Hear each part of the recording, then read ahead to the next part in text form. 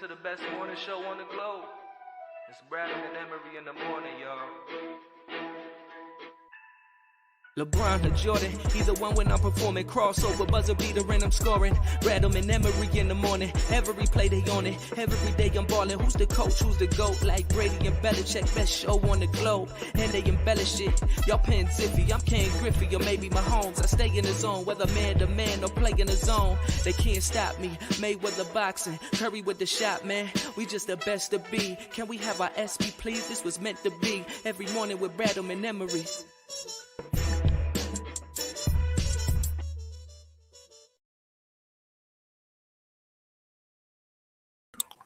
Yes, sir. You know the vibes. Bradman in the morning. Marques, Brown, Justin, Emery. Yo, what's going on? Snowy Friday. Yes. I was just taking a pre-show sip and completely spilled it all down my shirt, like as we're going on the air. So no big deal. Well, I'm glad I'm not the only one that had a mini blunder during the intro, because I got my new rolling desk chair now. Yeah. And you have the same headset that I have, so you have the long cord. Yeah. I rolled over the cord and almost ripped myself out of the chair as I continued to roll because the cord was getting tied up in the wheel. So, yeah. Big blunder talk. But you know what? We do out here in order to put the show on for you guys. You know who didn't have a blunder? The Philadelphia 76ers. They defeated the LA Lakers last night. No problem. 105-87. Comfortable win for the most part. Right off the top, the Lakers are a mess. And this has nothing to do with LeBron playing or not playing. Their roster again from the other day. One more time. Should we show that video again from the other day? Eventually, yeah. Their roster, like, so you got Stanley Johnson, who got cut by the Bulls in the preseason, who actually has played okay for them.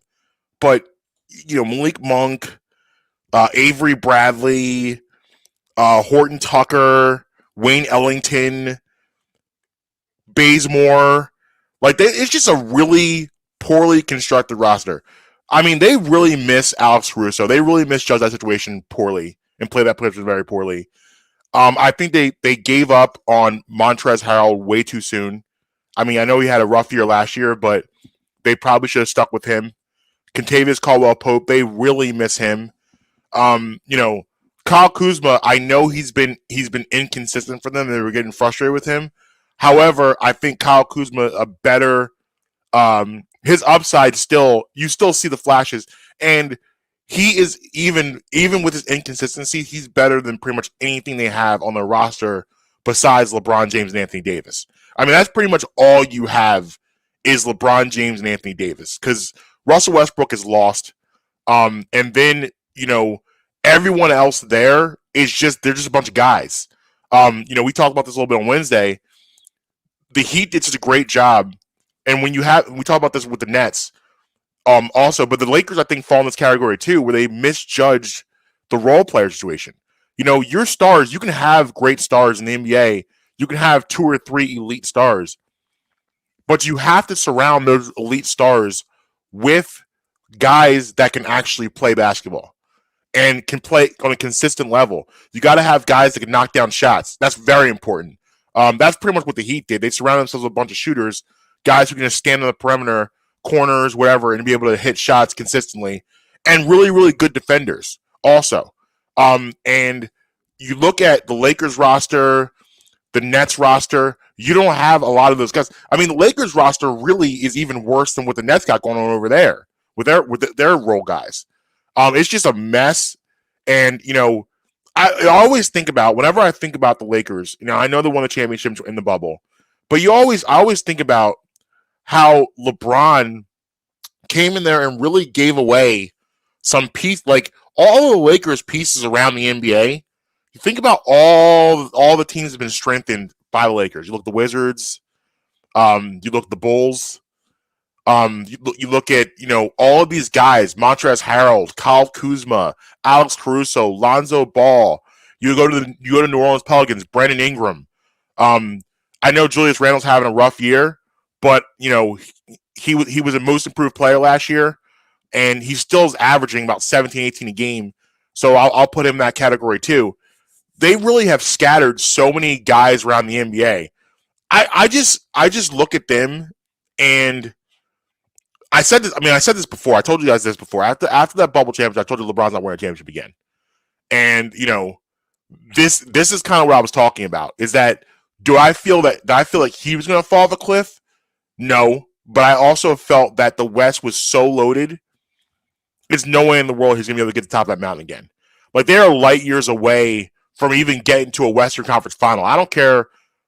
And also too, you can't rely on Anthony Davis. You just can't. Even last night, he dunks the basketball and he's grabbing his wrist for 5 minutes, has to go to the locker room and get his wrist taped. He finished the game and played pretty well. I think he played 34, 35 minutes of quality basketball. I think he had 23 in the first half. And then the second half, I think he finished with like 34. He had a really good game, but he's like made out of glass. Street clothes. Yeah, street clothes. One of the greatest nicknames of all time. But he's literally made from glass. You can't depend on that. And LeBron's getting older. He woke up Thursday preparing to play. He had knee soreness. He went through warm-ups. He was a very, very late scratch. Went through warm-ups and he decided he couldn't go. And that's what happens when you get older. The body isn't as reliable, even for a guy that takes care of his body as much as LeBron does. I think he's missed already 13 games this year already. So you get Davis back, now LeBron's out. So they're just a disjointed, absolute dysfunctional mess. And honestly, they've been really good at trying to get those pieces in. They don't have any assets to trade anymore. Like if I'm an NBA team, I'm not taking Malik Monk or Wayne Ellington or any of that foolishness. Like I don't want that. So they're kind of in this really weird position where who knows what they're going to do. There's actually a rumor out there allegedly that in the offseason, Rob Pelinka, the general manager, wanted to trade for Buddy Hield, but Anthony Davis, LeBron convinced him to trade for Russell Westbrook instead, which was a major misstep if that was the case, because Buddy Hield fits way better in what they want to do than what Russell Westbrook does. Westbrook does not fit out there at all. We talked about this ad nauseum going into the season. He just doesn't fit. He's not a good puzzle piece to play with LeBron James. Anthony Davis, yes, he pairs well with Anthony Davis. He does not pair well with LeBron James at all. It just doesn't. It doesn't make sense. And it's LeBron's team, so you should be having assets that pair well with him, but it doesn't. But anyway, on the other side of the ball, love the Sixers did it. They went out there last night. This is a game that Sixers being Sixers could have went out there and lost this game. Even though it was no LeBron, they took it very seriously. They took control basically from opening tip to final buzzer. They maybe trailed in the first couple minutes of the game, but did not trail often. They were up. In the second quarter, they really pulled away, went up by 10, and then for the most part coasted after that. It's crazy to say a quiet game from Joel Embiid. I don't know how quiet 26, 9, and 7 is, but a quiet game. 9 for 20 shooting, shot almost 50% from the field. Gotta love that. You get contributions from Harris. Maxey gives you 14 and 10. So Sixers are trending upwards. They're now 10 games over 500. And here's something I pulled that I find interesting about their record. So remember, they started out the season 8-2. Started out season 8-2, and then the wheels fall off with COVID and illness and injuries in December. So they go through that lull. They get everyone back around Christmas. They are 13-3 since that point. So they start out season 8-2, 13-3, 21-5 is their true record if you think about it. So all the people who think this team can't possibly make a run, I say, yeah, I don't know. Maybe they can. Would I like to see them at a piece? Of course I'd like to see them at a piece. But like I said, you got before, we were number 1 seed last year with Ben Simmons, and what happened? You ended up getting bounced the second round. So we can't write the ending of this movie because we don't know the end of this movie. We're gonna see what happens going forward. In the East right now, Miami's perched the number 1 seed. You got the Nets at 2, but we all know what's going on with the Nets. James Harden, happy, not happy, we don't know. Kevin Durant's out right now. Kyrie's a part-time guy, and then they have a bunch of guys after that. So you don't know about them. I still believe that the Milwaukee Bucks are the best team in the conference. They're my. If you were to ask me who my bet is to get to the finals, it's the Milwaukee Bucks. I think they're the best team right now, complete wise. The Bulls, we'll see. Then you have the Clevelands, the Charlottes, teams of that nature. I don't know. I don't know. Cleveland so far has proven me wrong. They had a big statement win against the Bucks the other night. Beat the brakes off of them. By the way, I don't know if you saw this, but Giannis comes into the press conference with a 20-piece wing and just sits down and starts eating wings during his press conference. It was like, here's the thing about Giannis Antetokounmpo. I know I was really hard on him last year, but I stand by everything I said, by the way. That hasn't changed on the court about my problems with his actual game. But one thing I'll never ever dispute is that he works hard. He works hard to be better. He's accountable. He's not afraid. He doesn't care about looking like a fool, unlike some people I know, 25. He'll shoot his threes. He'll shoot his free throws. He doesn't care. He'll airball a three, then shoot another one. It doesn't matter to him, which is commendable. And I also, you can't not love his personality. He seems like a really cool dude. He's a hilarious guy. What's that? He's a hilarious guy. Yeah. And you knew. I would love to cruise around downtown Milwaukee one night with him and his brother. Yeah. Yeah, that'd be a good time. So yeah, he knew he was doing it. He walks in, he has like a smirk on his face. And the best part about this is he doesn't do this when they won by 20. He does this when they lost by 20. And they were asking him about the game. He goes, he's literally eating his wing. He puts it down. He goes, yeah, we sucked. We played really bad, and they played really good. Next question. He just goes back to his wings, which I thought was just elite level of press conference. Well, the thing is, he's a made man now. Mm-hmm. So, Yeah. What's he? A 2-time MVP, Mm-hmm. Finals MVP, Finals winner. He's a made man now. I agree, and he did it. And he was right when we said last year, the finals, he did it the conventional way. He didn't go form a quote unquote super team. He didn't leave his squad. He got drafted by them, so he's been very loyal to Milwaukee. Him and Chris Middleton have been there for years, and they built around what they already had. I didn't believe in Chris Middleton like that. I didn't think he could be a second guy. I didn't think Giannis Antetokounmpo could take you to a championship. I didn't believe that until I saw it. Now it happened, and good for him for sticking with his squad and building around that. And the fruits of that is they are the most complete team in the East. I believe they have everything. There's nothing there that they don't have. It's just a matter of putting it all together, staying healthy. So they're my pick to go to the finals. I think they're the best team in the East. Other than that, though, you're gonna have Brooklyn maybe meeting Milwaukee in the second round. You're gonna have Miami meeting one of those teams. So you're not gonna see all of these teams. You could get lucky and get a Bulls in the second round, where I think the Sixers can beat the Bulls. I think the Sixers can, the Charlottes, the Clevelands. I don't worry about them because they've never been there before. They don't know. So the Sixers are right now. It's crazy to think about it, but they're going into the playoffs this year a veteran playoff team. They're not a team that this is not a young playoff team anymore. This is a veteran playoff team. I mean, if they get bounced again in the second round, are you okay with that? Yeah, for this year. Yeah, because this is not this isn't championship or bust anymore because of the Simmons situation. So because of that, it changes things a little bit. And last year we were upset. 2020 was a mess, so not really. But 19 we were upset. And then even Ben Simmons' rookie year, the way they lost to Boston, and they should have beaten that team. I still stand by that. Those games were there to win. I think there was a lot of coaching stuff in there. And then, the first time you saw the major deficiencies of Ben Simmons was that series. Boston putting that wall up and not allowing him to drive through the lane. This has been kind of a championship or bust now for a couple years now. But this year I don't think so. But I do have a question that I was thinking about. So we know what's going on in Brooklyn right now with them. all the injuries. There's things are starting to leak out now about Harden being unhappy up there, which shocking. He's unhappy, obviously. He has not signed his contract. He is going into free agency this year. That's going to happen. Going to test the waters. It's a foregone conclusion. If you were the Nets,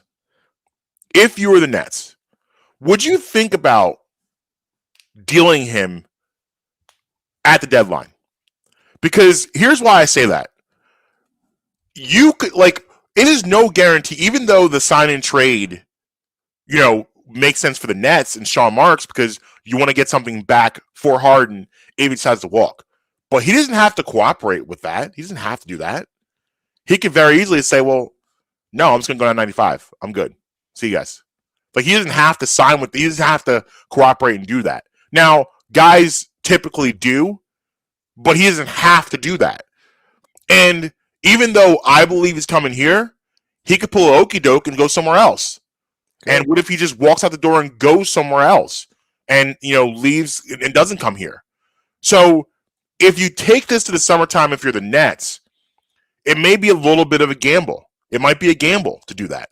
So I don't know. I'm just thinking, would you heavily consider trading him now, February 10th? Because here's the deal. Ben Simmons, we know what's going to happen. Whenever he goes somewhere else, all of a sudden, he's going to be healed. He's going to play within 10 days. We know that. So is that the route you go? If you're the Nets, do you think about doing that? Well, they've come out and said they're not going to. So to answer your question, they came out and said they're not going to do that. Right. This is me and you talking. Would you, if you were the general manager of the Nets, would you think about doing that?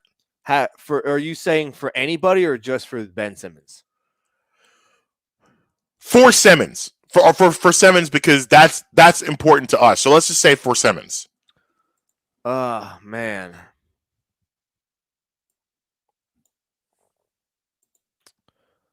Yes. Okay. For two reasons. Well, actually, for multiple reasons, but there's two main categories: on court and off court. Okay, so we'll go on court first. When you have ball dominant scorers like Kyrie and KD, Simmons doesn't not fit there. No, not at all. I think he's a great fit there. And then you get Harden, who he needs the ball. No, don't get me wrong. He's a great rebounder, great passer, but he's also a scorer. Simmons doesn't care about that. So you're getting the best out of Simmons. Who's their shutdown defender? They don't have one. KD. I mean, KD's their best defender, but I wouldn't. I mean, KD used to, I believe, be a lockdown guy. I wouldn't necessarily call him a lockdown guy right now. He's definitely a above average defender. He's a really good defender. Right now, though, I wouldn't say lockdown because it's inconsistent, but he used to be. Now you have someone who can go and play the other team's best player. So Kevin doesn't have to worry about doing that. Right.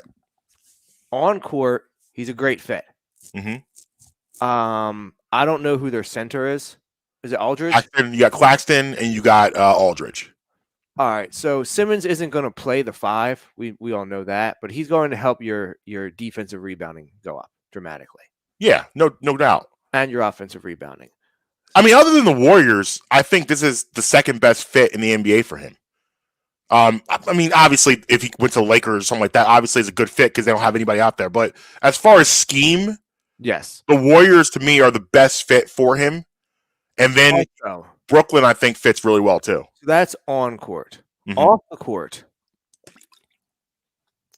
you have he's under that's not a bad contract. No, the Ben Simmons deal is not a bad contract. No, not at all. And you're running the risk of losing Harden. Right.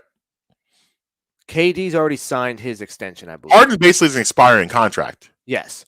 You've already signed KD long term, correct? Yes, KD signed, Kyrie signed. I was going to say you signed Kyrie. It was supposed to be KD, Kyrie, then James. But after the foolishness, he said, hold on, guys. So now you have all 3 under long-term contract. I don't want as a Sixers fan to have to see Brooklyn with Simmons, KD, and Kyrie for the next 4 or 5 years. I don't want to have to see that. Yeah. But they would be foolish because what if James Harden just leaves? I mean, I think he fits better with them than Harden does, if you think about it. Yes. Oh, he absolutely does. What they need to do is just like we've said that the Eagles need to have long, hard talks with themselves about Jalen Hurts. Mm-hmm. Morey has to have a long, hard talk about, what he's doing. The Nets need to look at, all right, are we actually going to be able to keep James Harden? Now, if James Harden's telling them, listen, now, obviously I know what the reports are. I've read the reports. I know what's coming out. Yeah. But what if behind the scenes, it's a different story? And they are confident that. Yeah, but these guys all say, yeah, until it's no. Because listen, you got to look at the writing on the wall, right? Daryl Morey's super close with James Harden. Michael Rubin's close with James Harden. Michael Rubin's also close with James Harden's best friend, Lil Baby, the rapper. This is writing on the wall. And, the Morey-Harden relationship trumps whatever Harden's telling Sean Marks, because they don't have that type of relationship. I know they're not as close as Morey and Harden. So, Question. if Sean Marks... No, big important factors. Mm-hmm. What is James Harden's relationship with both Meek Mill and Kevin Hart? I mean, Kevin Hart knows everybody, so I'm sure they're friendly. I don't know off the top of my head. I'm sure they're friendly. I have no idea the Meek Mill thing, but like I said, I know Michael Rubin's close to James Harden also. These are things that need to be. Yeah, this is all like this. It's so funny because we're talking about this now. Who's close to who? This didn't matter 25 years ago, but now these relationships matter so much more than they did, like when we were coming up.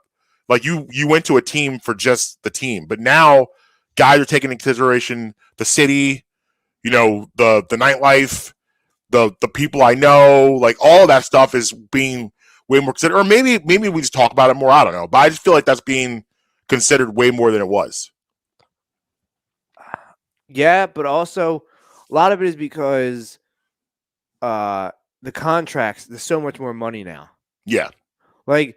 If you're going to make, $30 million a year, it's going to matter where you're going to make that $30 million a year. Right. I mean, you remember my spiel I did about why I would sign as a free agent to the Houston Texans. Yes. Yeah. Mm-hmm. Like you need to factor those kind of things in. Yeah, of course. And also too, here's another thing plus the evolving spotlight of the athlete, where 25 years ago it was, all right, go play your sport and then go home, and that's that. Now they're building global empires.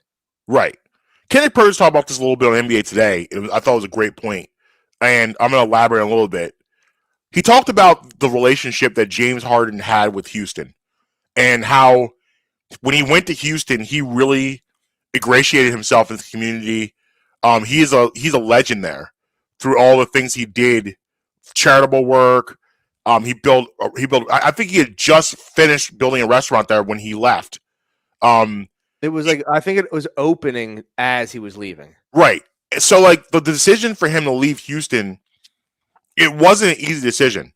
And at the time when he left, he goes to the Nets and he goes there saying, "Okay, I'm leaving the city I love dearly, and I always wanted to win here. My community's here. However, I'm going to a chance to win a championship." That's why he ultimately made a decision, thinking, I'm leaving on the court. The situation isn't great. Off the court, I love it, but on the court is not great. Let me go up here with Kevin, who I've played with before, Kyrie. We could have a chance to win a championship. He went up there with that attitude. Now, what Kendrick didn't say, I'm going to say, there has to be a little bit of sour grapes because, like, James Harden in a lot of ways was sold a bill of goods. Like, this was a scam. This is not what he came up here for. And, the main thing is the Kyrie situation. And, other than that, I also think he has to look around the locker room even with Kyrie and Kevin and say, I don't know if we have enough after that. Like, I don't know if this has been because to get all of those guys in there, they gave up a lot of talent. They did. Jared Allen, Karis LeVert, Spencer Dinwiddie. These are all major contributors in other organizations, and that was a huge haul to give up to get this three together. But then after you get this three together, the rest of your roster is incomplete. Yeah, no, we've always said, even going back to right when they got together, when they're on the court, they're going to be unbeatable. But they're only unbeatable when they're together. Mm-hmm. And it's just wild to think that Harden came there like last February, and they haven't even played 30 full games altogether yet, which is wild to think about. So, yeah, I mean, I would do it too. I would definitely look, if I could make that move by February 10th, if I'm the Nets, I'd do it. If I'm the Sixers, I'm making that call every day from now until February 10th to see if we can get that done. That's my approach. Because what's the worst that can happen? And listen, I'm playing games. I'm like, yo, I mean, you're gonna lose in the summer, right? If not to us, you're gonna lose him. He's not coming back there. No, Last match you got over there. Come on, man. Form now while you can. Yeah, I agree. I'm not putting all my eggs in the basket. I'm not going through the relationships, and I'm not throwing James on the bus like, well, James said. Because listen, at the end of the day, we know James and Daryl are texting. We know James and Michael Rubin are texting. We know that's happening behind the scenes. You can't get quote unquote tampering, but you can't, like, Adam Silver can't put a bug on James Harden's phone to see who he's talking to and what they're talking about. You can't see what his people are saying and what his people are talking about. You can't put a bug on that. You can't find that out. So those guys are communicating. This is behind closed doors, this may already be a done deal. Like, yeah, I'm gonna finish up here. I'll see you guys in July. Because at this point now, like, I know it was a question a year or two, maybe 2 years ago, not last year. But now at this point, who doesn't want to play with Joel Embiid besides Ben Simmons? I don't know. Like, what kind of moron would not want to play with this guy?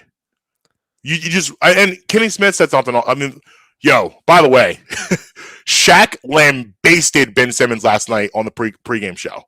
Oh, you should have let me know. I would have pulled the audio. Went in on Ben Simmons. Like, he was praising Joel Embiid. Give me a minute to see if I can find it. I'm sure you can. It's everyone's talking about it. He was praising Joel Embiid and then just went completely the opposite direction and started just trashing Ben Simmons. And I mean, nothing he said was wrong, by the way. Nothing he said was wrong. But Kenny Smith said he was talking about a leader and how a leader needs to embrace the criticism and push away the praise. Like, if your team's getting criticized, if you're the leader, you're the best player on the team, you got to take that. You got to take that in and just hold it. But when you're getting praised, you put the praise to the other people. You praise the Maxis. You praise the Harrises. You praise the Niangs. You praise the Drummonds. You praise everybody else. Because at the end of the day, if you're the best player, they're going to talk nice. They're going to talk nice about you, but there'll be times they don't. And when they don't, you got to take that in and hold that. You got to be able to hold that criticism. So I thought that was a good point by Kenny Smith. But yeah, Shaq was, I'm not going to say he's in rare form. He wants to fight Ben Simmons. I can tell by the way he talks about Ben Simmons. He literally wants to kick in his door and fight him. He wants to put all the hands. You want to hear it? Yes, he wants to put all the hands and all the feet on Ben. Here's the comments. Give me 1 second. Let me pull it up. And this is from last night. It's from last night pregame show. Yep.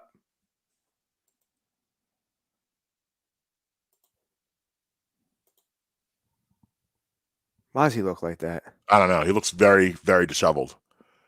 Here we go. I stay on big guys because I care about them. I want them to play a certain way. I want them to play at a certain level. Difference between him and his soft partner is he can take criticism without being a crybaby, and he still wants to play. Because me and Charles, we've been on him. We stay on him. We tell him to his face what he needs to do. He didn't cry. He didn't say, I want to be traded. He didn't, complain about mistreatment. And that's the difference. That's why I like and respect him. The other guy I don't respect. I've been thinking about it. You're missing the whole season because they asked your coach a question, can we win without you?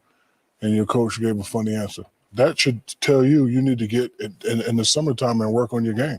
You don't think I haven't been criticized by you guys and Stephen A? You don't think haven't been criticized by LA media, New York media? Great players get criticized, but the great players also step up to the criticism and perform. So this other guy, I don't respect him. I would get rid of him.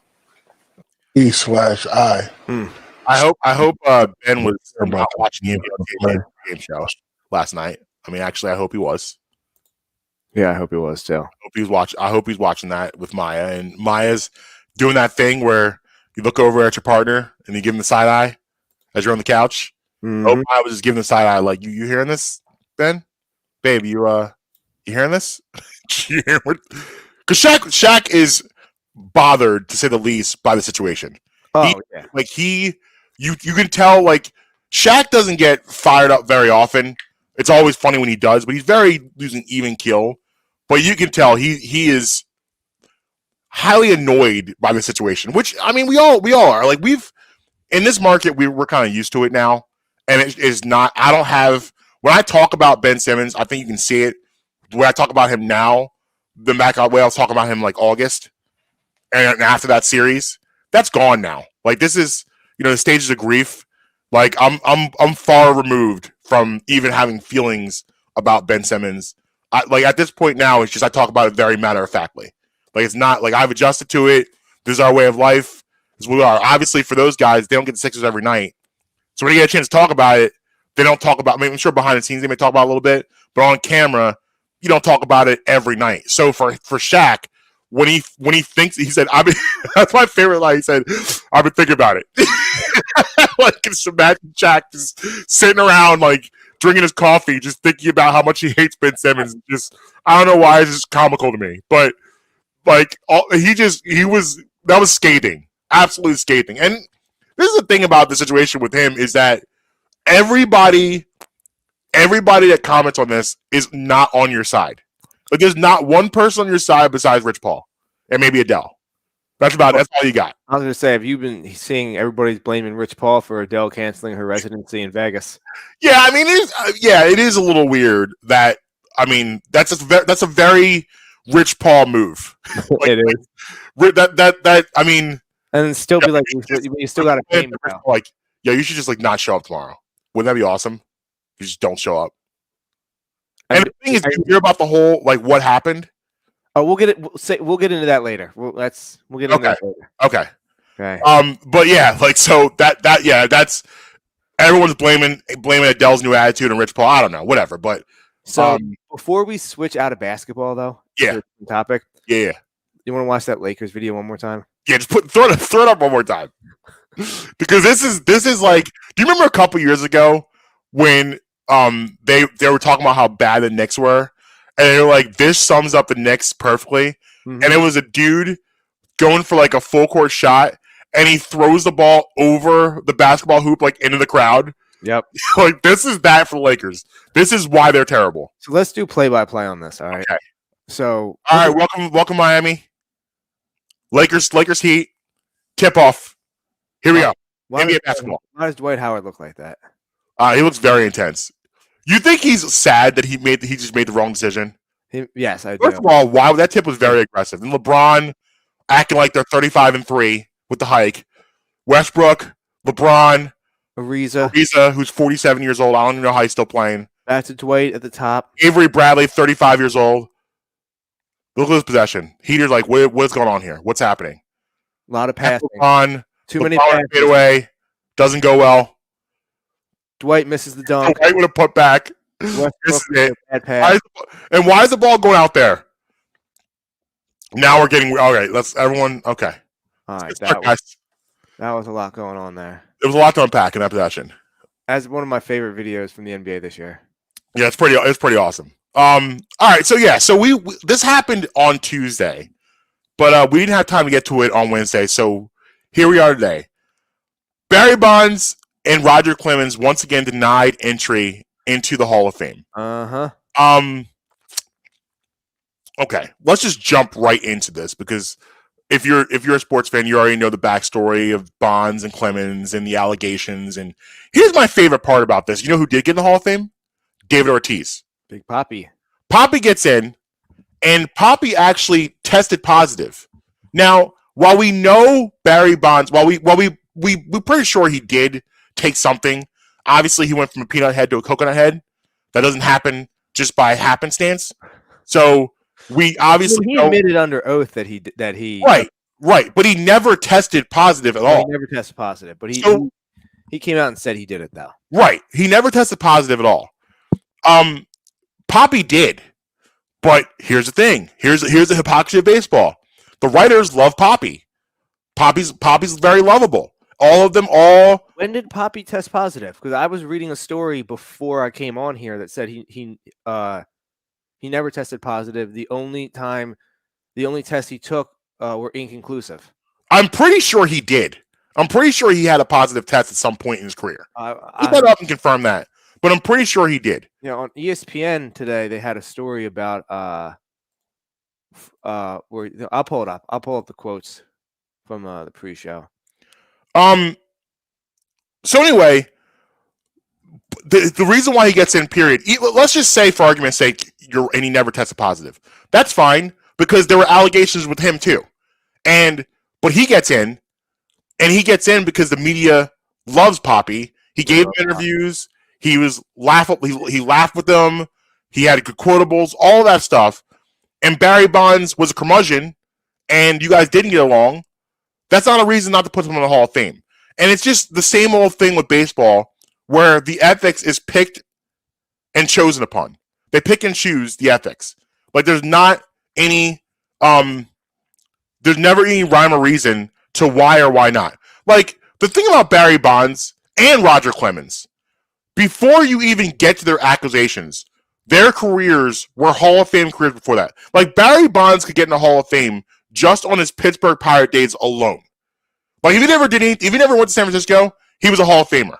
Roger Clemens, if he never went and pitched the Yankees and kept pitching in Houston, he's a Hall of Famer. These guys are game-changing athletes. Go ahead. So I have the quotes from the ESPN story. This is from Bradford Doolittle, he's an ESPN baseball writer. He says the first paragraph is summing up how Bonds and Clemens had PED allegations. And then it says, Ortiz is a different story. Despite his own PED suspicions, a 2009 story in the New York Times reported that Ortiz was among 104 players who tested positive for performance-enhancing substances during a round of tests conducted in 2003. Those results were supposed to remain confidential, and the tests were done to see if the league had reached a threshold to conduct regular testing. Ortiz has long denied that he used banned substances, and in 2016, Commissioner Rob Manfred said that the tests in question were inconclusive because it was hard to distinguish between certain substances that were legal available over the counter and not banned under our program. Manfred added that during subsequent testing, Ortiz has never had a positive under any point and had never been a positive at any point under our program. He tested positive. Yes, he did. He did. This is, and then again, this article even makes me more infuriated because do you think they would have the same energy for Barry Bonds? No. They have this energy for him because they like him, so they're protecting him. He tested positive in 2003. He did. Is there a more self-righteous group than the MLB Hall of Fame voters? No, there's not. They all need to be done away with. And, do you know who Rob Motti is? Yes. He posted a tweet after it came out and said, he said the MLB Hall of Fame vote needs to be taken away from us all. We don't know what to do with it. Yeah. And it's the thing is, it's the picking and choosing for me that makes me upset. If you guys had the same energy for all the scumbags, the racist, the terrible people that you have in that Hall of Fame right now, this would be a different conversation. I would say, okay, they feel like this way about everyone. But no, you just pick and choose and decide who gets in and who gets out. And it's the system, it's not consistent. And yet now you have Barry Bonds, who is, I stand by this, the greatest baseball player that I personally have ever seen play, is now not in your Hall of Fame. Let me ask you a question, okay? Mm-hmm. Now, say you're taking your kids to the Hall of Fame. Yeah. They don't know anything about baseball. Mm-hmm. It makes me an assumption that they don't know anything about baseball. Yeah. You take them to the Hall of Fame. How do you explain to them that the all-time hits leader, the all-time home run leader, and arguably the most dominant pitcher of all time, who has the record for most Cy Youngs won and a 350 career wins, are not in the Hall of Fame? How do you explain that to them? You don't, because it doesn't make sense. And if you think of Clemens, like when correct me if I'm wrong, when I think of Roger Clemens, I think of Boston Red Sox Roger Clemens. And that guy, that was before any of these allegations, anything before I misremembered. That was well before all of that stuff. Clemens at that point, like that run was absolutely unhittable. His stuff was ridiculous. Now, did he take PEDs to prolong his career? Yeah, of course he did. That's what he did. Do I believe Barry Bonds took stuff? Absolutely. Again, the hypocrisy is Mark McGwire is allowed to still be in the game. He and Sammy Sosa did what they did. And that, wink, wink, resurrected baseball in the late 90s. You were okay with that. This doesn't become an issue until really the government wanted to get involved. That's when it became kind of an issue for you guys. All of a sudden, you're like, oh, wait, hold on a second. And baseball always, and they're doing it right now, they always manage to just shoot themselves in the foot. The reason why they're unpopular is because the decisions they continue to make. Because here's the deal. If you would have put Bonds and Clemens in the Hall of Fame, people on the outside, no one would have had a problem with it. Mm-hmm. If you wanted to hold them out for a couple years to make a statement, okay, I think that's petty too, but whatever, do you? The fact that you're saying no, it's ridiculous. Because Clemens wasn't very well liked either. He wasn't like the media.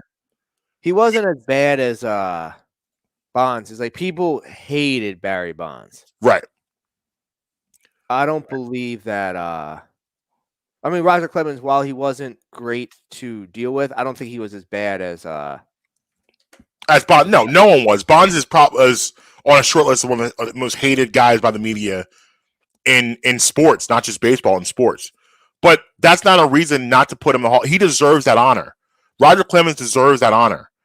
And it's just a shame that, like you said, you're going to go to the Hall of Fame and you're not going to see Barry Bonds' or Roger Clemens' jersey. That's weird to me. Like, it goes a little bit back to the same thing with T.O. T.O. is a first ballot Hall of Famer. I don't care that it took him 3 years to get in. Yeah. T.O., in my opinion, was a first ballot Hall of Famer. Yeah. Off of his numbers. If you just look at his numbers, he's in. Yeah. Right. And football, like, listen, they played some games too, but they got it right. It wasn't a chance in hell they were not going to put T.O. in the Hall of Fame. No. That was going to happen. And like I don't know about you, but going into this week, I didn't feel good about either one of those guys getting in the Hall of Fame. No. I knew they weren't getting in. Now, I have the top 10 vote getters here. Okay. You want me to go 1 to 10 or 10 to 1? 10 to 1. Alex Rodriguez, 34%. Okay. Gary Sheffield, 40%. Andrew Jones, 44%. Billy Wagner. Andrew. Remember he spelled it Andrew? He spelled it Andruw. Yes. Billy Wagner, 51%. Todd Helton, 52%. Kurt Schilling, 58%. Scott Rowland, 63%. Clemens, 65%. Bonds, 66%. Ortiz, 77%. Wow, it's just wild stuff. But I mean, it is what it is. 35% of people say Roger Clemens does not belong in the Hall of Fame. Like, that's 1 in every 3 people. Like, if we had a third person on this show right now, their opinion off that statistic would be that he doesn't belong in. Right. Can we please take the vote away from these people? We're going to have to. I mean, I really do believe we're really going to have to. But we got some. Somebody call Rudy Giuliani on the case. Like, we need. Stop calling Rudy. I don't want Rudy on any case. Well, we need him on the Hall of Fame. I don't want Rudy Giuliani involved in anything. Get him out of here. I don't want him involved in any cases. We need to find out what's up with this Hall of Fame vote. Yeah, I don't like it either. Alex Rodriguez, 696 home runs, Right. 34%. Like, are you? Right. He's a Hall of Famer in my book too. Absolutely. I mean, everybody on that list I just read you as. But he's another one where I look at him as a Mariner, a Texas Ranger. Like that's where he was at his most dominant peaks. Like he was good on the Yankees, no question. But those two organizations, he was at his most dominant with those two organizations. Hall of Famer off that alone. Off the strength of that contract he got, because that changed everything. No one has seen a contract like Texas contract. Yeah, or the Texas Rangers contract. Yep. Yeah. No one had seen a contract like that before. I mean, that changed everything. So yeah, like anyone that transcends like that, it's no question. But we got a guy that is coming up for the Hall of Fame. Shortstop for Philadelphia Phillies, Jimmy Rollins. Mm-hmm. He was actually on the Takeoff podcast with John Clark the other day, and was asked about if he thinks anyone from the Phillies team, the 07 to 11 team, are Hall of Famers. He says, I think there's two. He said Chase and himself. I'm going to piss a lot of people off in Delaware Valley right now. I'm sorry. I know the Chase Utley love borderlines cult-like in this town. If you ask me, Chase Utley is not a Hall of Famer at all. I don't see it. And like, I was a little disappointed in Rollins because, like, I think if you're going to give anyone that vote of confidence, even though he didn't have the years, I think there's a much stronger case for Ryan Howard than Chase Utley.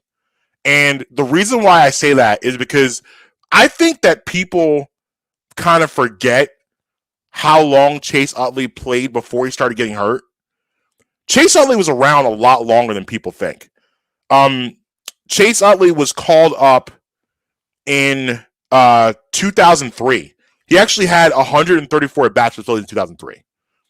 I think people's first, like, now that goes back to Jim Thome's original run. Like, Chase Utley played at the Vet.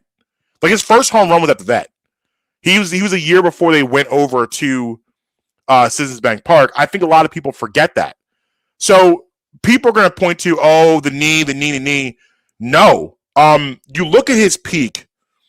His peak begins in. So he had 267 plate appearances in 2004. So he's a part-time guy then too. So his first full season is, you would say, 2005. His first full season. He has 543 at bats, which he had 28 home runs, and why can't I find his average? Can't find his average. I don't like that. I don't see his average here. Where's his average at? Okay. Well, here, do me a favor. Pull up Chase Utley's stats for me. I'm just going to go through his home runs. What year do you want? What's that? What year do you want? Go get his lifetime stats. I'm doing this on my phone right now. All right. That's why I probably can't see the average. But 2005, he has 28, 32, 22. All right, I have it. 31. I have his stats here. Okay. So give me 2005 stats for me. 147 games played. 2005, you said? Yes. That was his first full year. Even though, remember, keep in mind, 2003, he had almost 200 bats. 2004, he had over 200 bats. Okay. He 147 games played, 158 hits, 105 RBIs, 28 home runs, 291 batting average. Okay, 2006. 203 hits, 102 RBIs, 32 home runs, 309 average. Yes, 2007, which is 2007 was his best year, and I believe he had like 330, and he would have been MVP if it wasn't for the fact he broke his hand in August. 332 average, 22 home runs, 103 RBIs, 176 hits. Definitely his peak year, And he definitely, if he didn't miss that month, he hits over 30 home runs. RBIs go up a little bit. He's the MVP of the league, no question. I would argue that 08 was his peak year. Okay. We got 08. 08, he was at 292 with career highs in home run and RBI. What was a home run? 33. So I think he hits that in 2007. And I'll take the higher average. I mean, he was over 330 in 2007. So I'll take that and take into consideration that he broke his hand. So you're probably keeping that around that same average. Let's say he dips down 5 points, 328. He's over 30 home runs that year also. All right, 2009. 282, 31 home runs, 93 RBIs. Okay, 2010. 275, 16 home runs, 65 RBIs. Now, you see that dip right there. That's a significant dip. And that you give me 4 or 5 really good years, and that's where the dip starts. 2011. A 5-year span, he hit 28, 32, 22, 33, 31. No other season did he ever hit above 20. See, I don't think that's good enough. So 2011, what did he do 2011? Let's go to 2010. Okay. That was 2009 you gave me? 09 was the 31 and 93. Right. And 2010 was the 16 right. and 75. That's a major dip. Yeah. 11 was 11 and 44. 259 average. 12 was how many games did he play in 2010? 115. Okay, so this is where he's starting to get hurt a little bit. And then 2011, how many games did he miss? He missed well, not miss. You don't have to give him miss. How many games did he play? 103. Okay, so this is where the injuries start to creep in. A little earlier than I actually thought. I was going to give him those two. And I thought 2012 really started. 12, he only played 83 games. Right. And then after that, you go through 13 and 14, he played 131 and 155. And what was his numbers? 284, 270, 18 and 11, 69 and 78. No. These are because then here's the deal. You go. It goes downhill after that. 73 games. Right. It really went downhill after 2009. So he played till what? 2019? 18. 18? So he had 9 years of not mediocre baseball. Here's why I was disappointed in Jimmy Rollins is that I feel like you can make a better, and I don't think Utley or this next guy gets in, but I think a better case could be made for Ryan Howard than Chase Utley. Ryan Howard put up ridiculous, his peak of numbers was absurd. And I know this town. I know this is a Chase Utley town. I get it.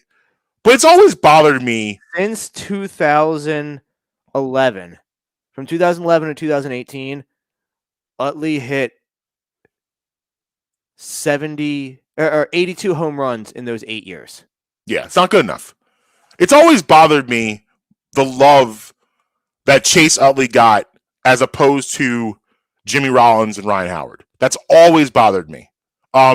Jimmy Rollins to me is a no doubt Hall of Famer. I think Jimmy Rollins, the edge Rollins wasn't just an above average offensive player. He was an elite defensive player. Arguably the best shortstop of that generation defensively. People might say Jeter. I say Rollins. I think Rollins was better because I like Rollins' arm better. I think Rollins had better range. So I take Rollins over Jeter defensively. Obviously, Derek Jeter is Derek Jeter, but I think Rollins the best shortstop defensively of that generation. And he also was an above average offensive player. You put that on top of the fact that he was an MVP in 2007. He's a World Series champion. I think he is in. And I think you're mentioning the top shortstops of our lifetime. Jimmy Rollins is on that list. Chase Utley, just for me, this is just off the strength of the way people feel about him. And people are going to fight for him. He may even get in because of that, because of all the clamoring. the popularity of him. He might get in because of that, because we know how Philly feels about Chase Utley. He's basically everyone's adopted son. So many kids in that generation has the name Chase because of Chase Utley. I like Chase Utley. Listen, I like Chase Utley. I don't want this to look like I don't like him. I do. I appreciate what he did for that team. I understand his value. But I also believe that if Chase Utley was not a part of that team, which he was not in 9, 10, 11, really, as you see, he was there, but he didn't play, all the games like he did in the previous years or most of the games. You take him off that team, I think they would have still been successful. You take Jimmy Rollins off that squad or Ryan Howard off that squad, they are not successful. And that, to me, is the difference. Chase Utley missed a lot of time, and the Phillies were okay. They figured it out. Not that he didn't contribute, not that he wasn't a part of the success, but they figured it out and were able to win without him. Ryan Howard, to me, if you take the guys, not the pitching staff, just the 1 through 8, I believe Ryan Howard is the single most important Philly of that squad. And I think he got killed unfairly because of the strikeouts, whatever. But if you look back to that run, that 2007-2011 run, Ryan Howard, for significant points of time, carried that baseball team. Carried them on his broad shoulders significantly.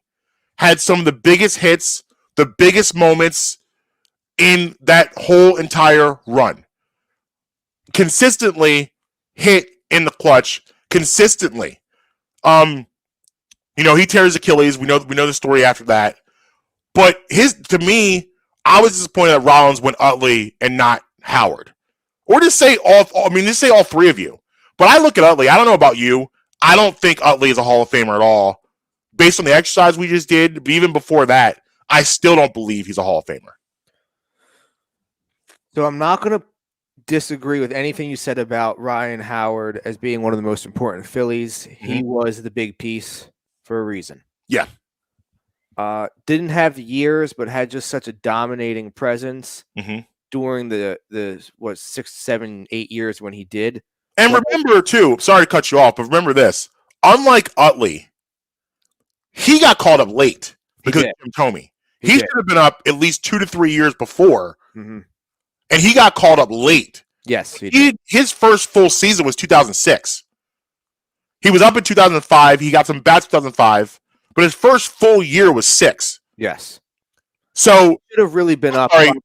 I'm sorry. I think his first full year was 5, and then 6 is the MVP.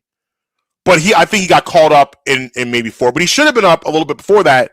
But we know why the Phillies held him down. No, I'm not blaming the Phillies for going out and getting Thome, because obviously they were opening up the new stadium. They wanted to get. They needed an attraction. They needed a splash. So Jim Thome was a name that got him. 05 Rookie of the Year. 06 MVP. Right. There you go. So he got called up a little late. But anyway, go ahead. He was in the minors for almost 5 seasons. Yeah. So he should have been called up. He was actually called up in 04, but didn't accrue enough at plate appearances. Yeah. Mm-hmm. So I'm not pushing back on Ryan Howard at all. I'd give him. I don't think he's going to get in on the first ballot. I think he's a couple years down the line guy. You think he gets in? Ryan Howard eventually? Yeah, I do. That'd be awesome. That would make me really happy if he got in. It was like real baseball fans know he had rare power. Yeah. And think about how many times when he went home to St. Louis and he would just eat the hearts out of Cardinals fans. And he hit historically far home runs. And think about how September came. Ryan Howard's heating up. Yep. I remember watching on TV the home run he hit that hit the Ashburn Alley wall where they have the plaque now. I was in high school. I came home. They had a day game. Came home. Like, oh, the Phillies are playing. Let me throw it on. I think it was the 7th or 8th inning.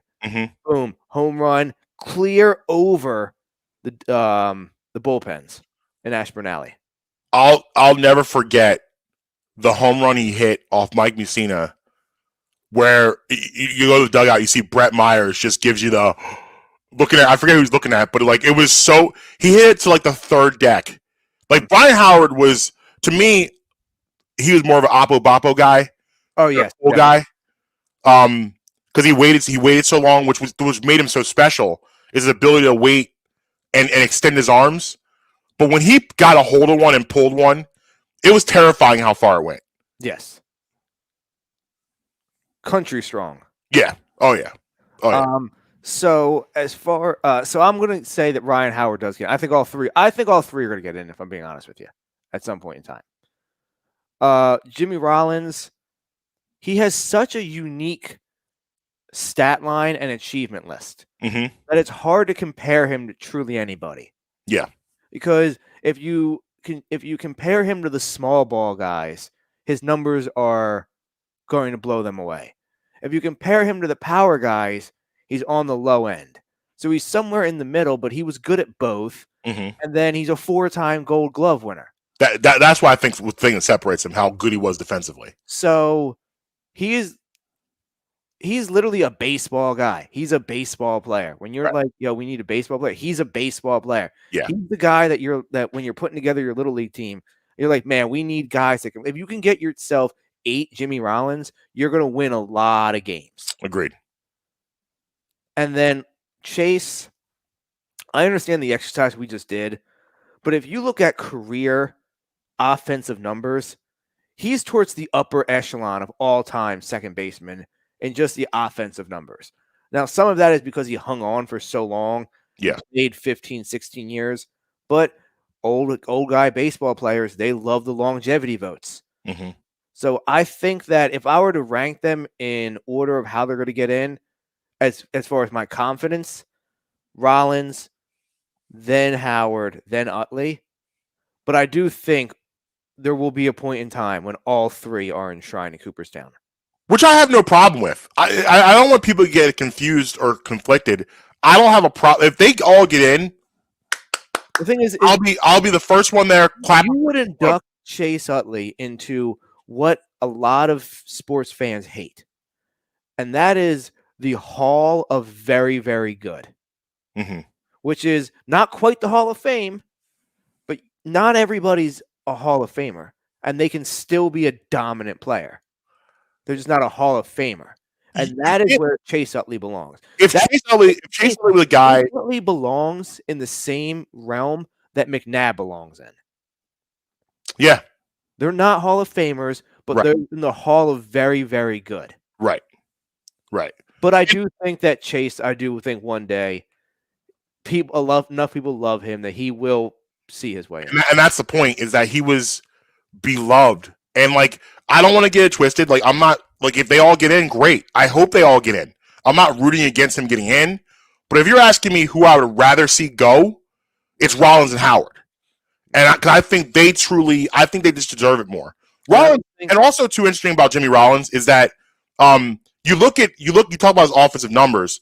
You look at a guy like Ozzie Smith. Ozzie Smith couldn't hit to save his life for most of his career. Most of his career, he had horrible numbers, but he was on the elite side of defense.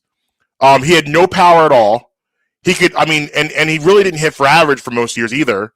He was just so good defensively. Nicknamed, of course, the Wizard. That's why it didn't matter, and he got off the strength of that. So I look at a guy like that. I look at Rollins and say, Rollins to me was an above-average offensive player, and he was an elite defensive player. That's why, for me, he's a sure thing. I would be shocked if Jimmy Rollins doesn't get in. I'm rooting for Ryan Howard to get in. I think he deserves it because he was, again, the big piece. To me, the biggest part of all of this stuff, 1 through 8, to make it go. And, Utley, to me, if Utley gets in, that's great too. But, like, I'm just, I guess, tired of Utley getting all the praise for that team. And like a lot of people just highlight Utley and don't think and talk about Rollins and Howard and Hamels. Like, all of those guys. Yeah, and I got some stats right here for Jimmy Rollins. Okay. And we're both in agreement that he's going to see. Yes, I think he's a sure thing. So This is your leadoff hitter. Remember that. This is your leadoff hitter. Mhm. 231 career home runs. 936 career RBIs. 264 batting average.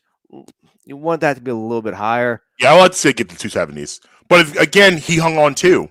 Like he played a good 2 or 3 years where probably Yeah, here's the thing is that in his entire career, he only had one season over 300 as a batting average. yes, it was mostly 270s, 280s in that realm. 290s for a few years. Yeah, But you do want that to be a little higher. 324 on base percentage. You'd like that to be a little bit higher too. But you also got to remember when he was on base, though, the impact that he had. that's why I wanted you to get to. The stolen bases is elite. 470. Yes, elite. And then do not forget his Triple Crown year. Yep.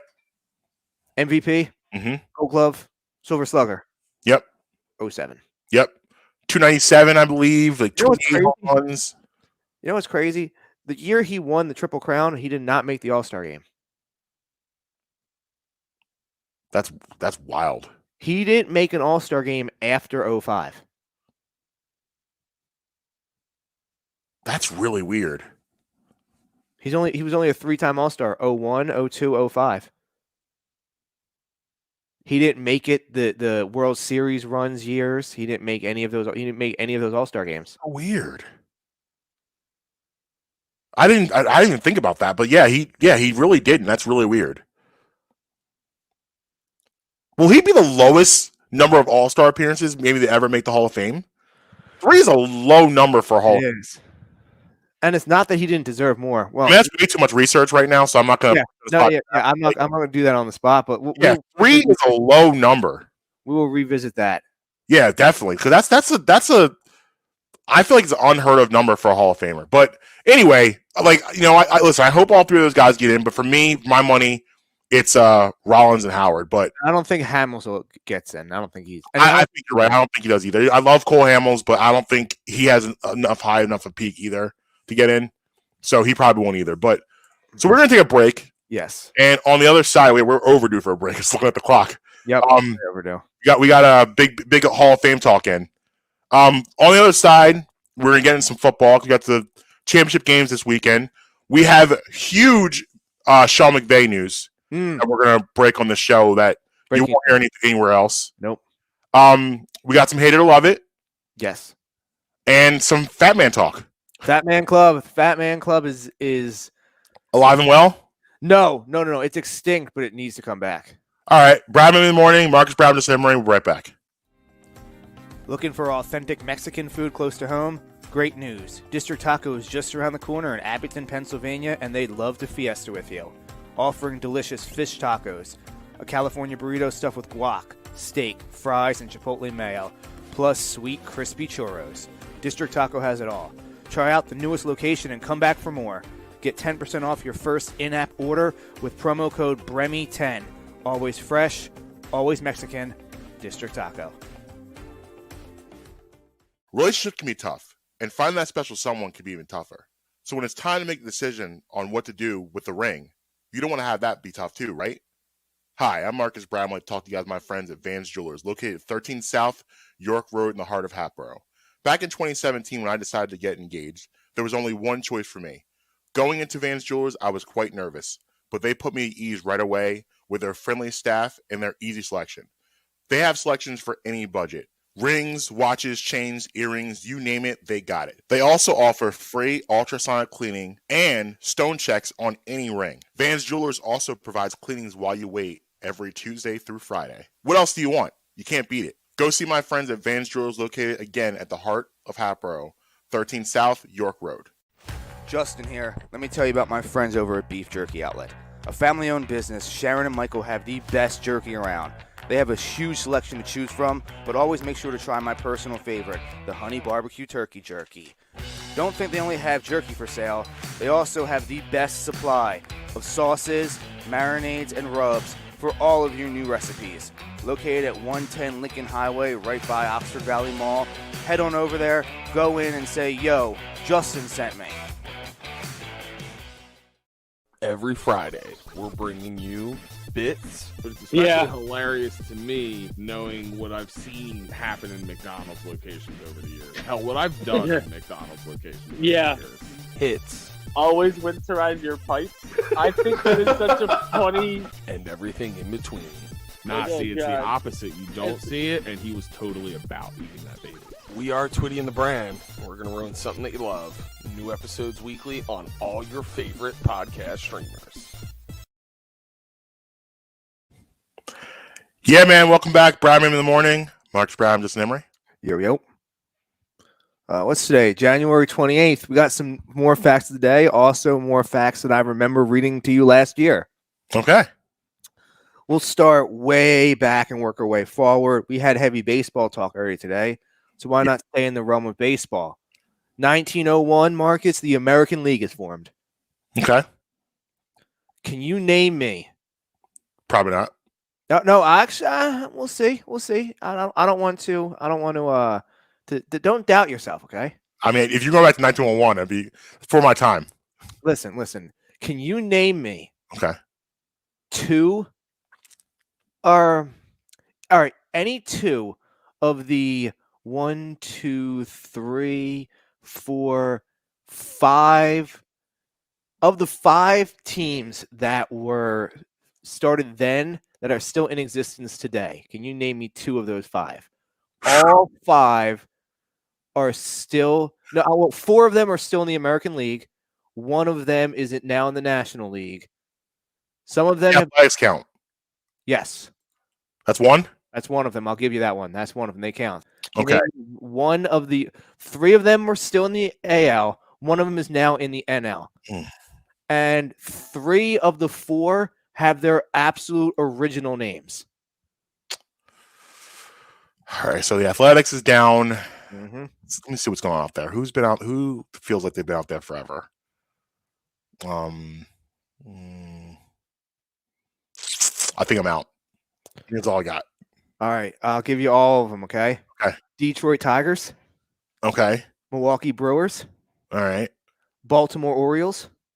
Really? The Orioles been around that long. Okay. Orioles been around for a long time. And Sucking 1901. And they were called the Chicago White Stockings. Now, obviously, the Chicago White Sox. Okay. 1985. We Are the World is recorded. Talk about a moment.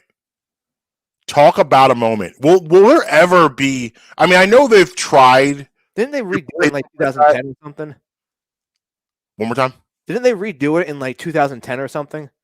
Yeah, they tried, but will there ever be a collection of like you think about all the talent in that room? Michael Jackson, Stevie Wonder, Bruce Springsteen, Elton John, Diana Ross, Whitney Houston, Madonna. The list goes on and on. Was Prince in there? No Prince. But like, was any of the Beatles in there? McCartney, I think, was a part of it. The roster of that talent. If we wouldn't get a huge copyright flag, I would totally play the song. It just goes. Oh, Dionne Warwick, who was big at that time too. It just goes to show you the strength of the Michael Jackson, Quincy Jones machine that was running things in the 80s.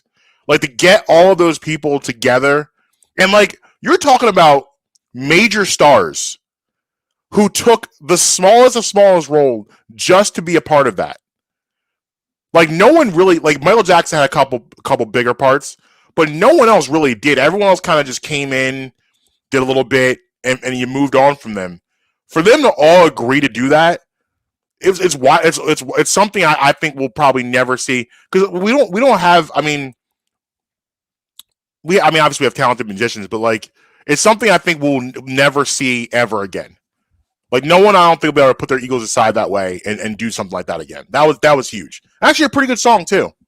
Like for like one of those hokey, like charitable songs, definitely top tier. It's a good little ditty. Well, we're gonna go from a real good thing to a real bad thing to end in 1986. Challenger? Yes. Yeah. This is one of my first memories from my childhood. I remember this. I remember this being on in the background, in the news talking about it.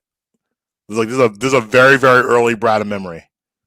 I believe I was wearing my every 80s kid will relate to this, the sweatshirt with the yellow smiley face.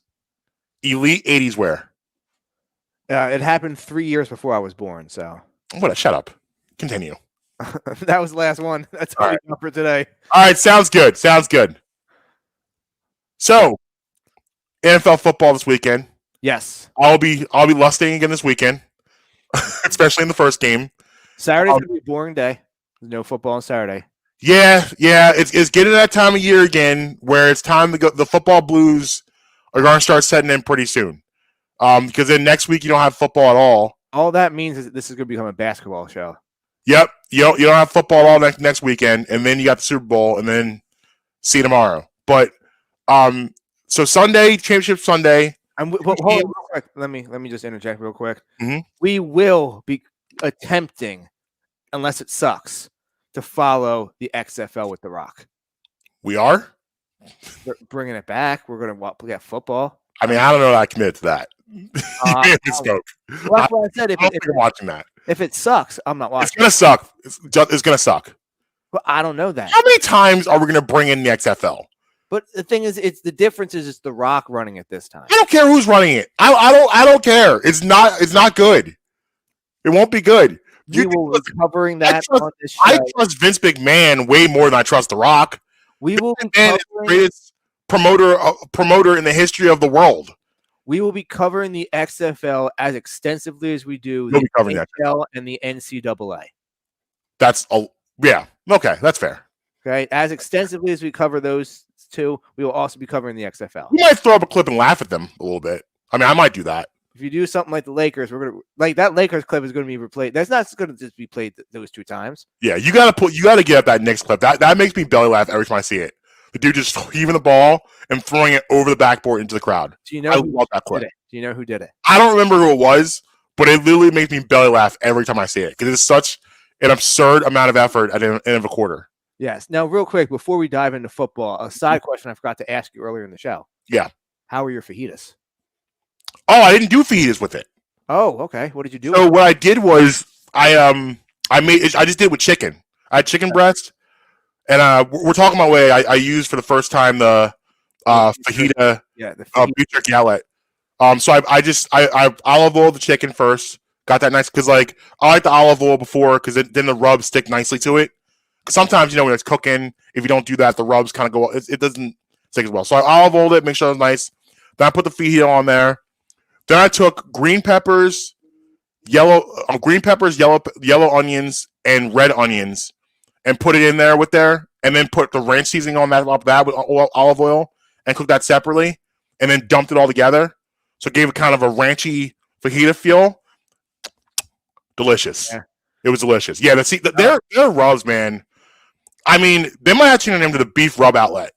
Like you said, go for the jerky, stay for the rubs. Yeah, it's like that's I did not know I was getting myself involved into is their elite rubs and stuff. So we were a little late to it. We were late to the rub party.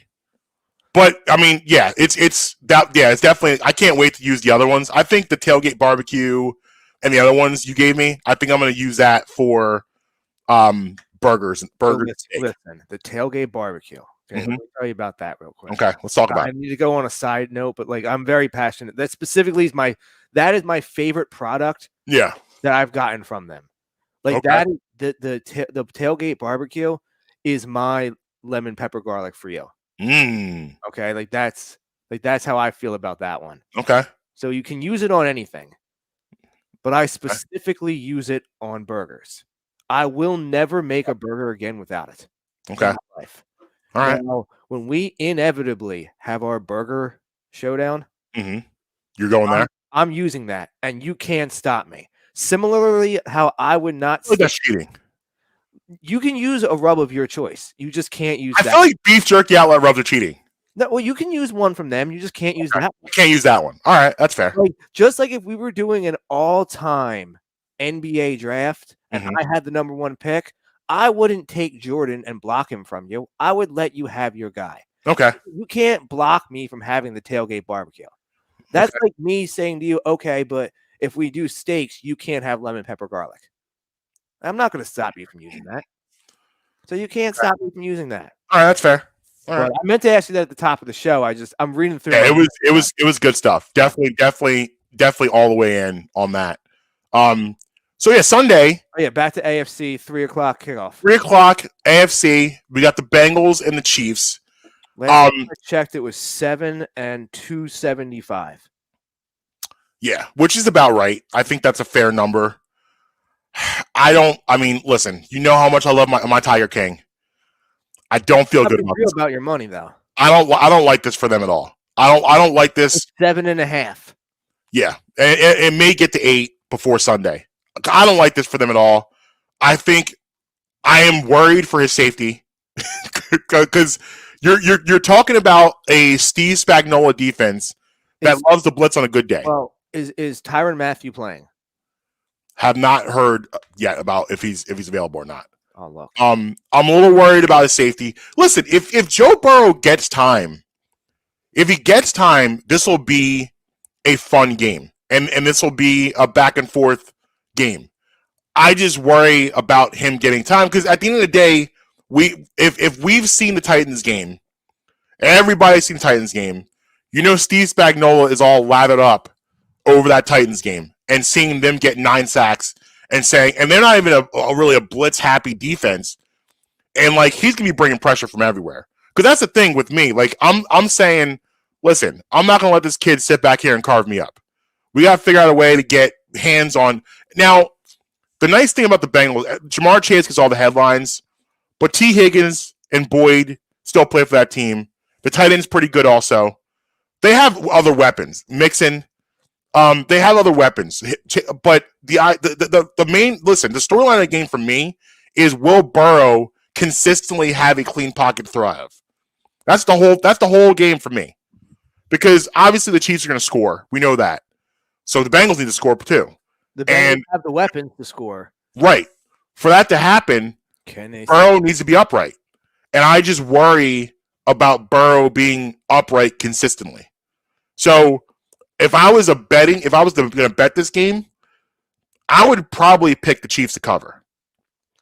I don't think this is going to be as close. I don't like, and also too, the Chiefs seem to be taken very personally what happened in Cincinnati a couple weeks ago, which was a spearheaded just run by the Bengals. So I believe they're obviously going to be taking Cincinnati very seriously. And you look at that game too. That game was trending towards a blowout for Kansas City in the first half. Kansas City was up 21-7. They were up 28-17 at halftime. They just didn't do anything in the second half offensively. And that's how the Bengals were able to get back in the game and eventually win the game. So I don't know. I don't like it, which makes me sad because, you know, I love Joey B. Mm-hmm. I don't like it. So I don't think that the Bengals are going to win. Mm-hmm. The Chiefs are just a better team all around. Yeah. Now, the Chiefs, while their defense had improved all during the course of the season, they do not have an all-world defense. They do not have the same defensive front that Tennessee does.